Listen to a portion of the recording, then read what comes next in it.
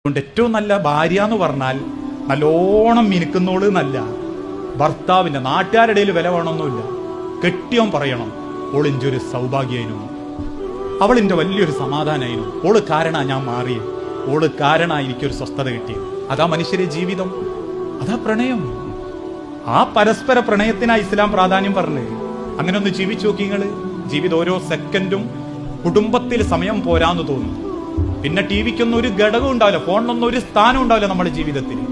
അടുക്കളയിൽ കയറി ഭാര്യന്റെ ഒപ്പം സമയം ചെലവാക്കുന്ന ഭർത്താവ്, ഒറ്റക്കിരിക്കുമ്പോൾ രണ്ടാൾ ഒരുമിച്ചിരുന്ന് പണ്ടുകാല കഥകൾ പറഞ്ഞ് കുടുംബത്തിലെ ബന്ധങ്ങളെ ചേർത്ത് പിടിക്കുന്ന ഭർത്താവ്. അങ്ങനെ അതാ കുടുംബം.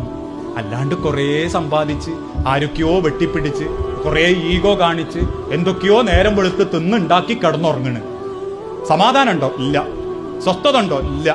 പിന്നെ എന്തേ ഉള്ളു? പൊരണ്ട്, വാഹനമുണ്ട്, തിന്നാനും ഉടുക്കാനും ഉണ്ട്, അടിച്ചു പൊളിയാക്കാനും ഉണ്ട്.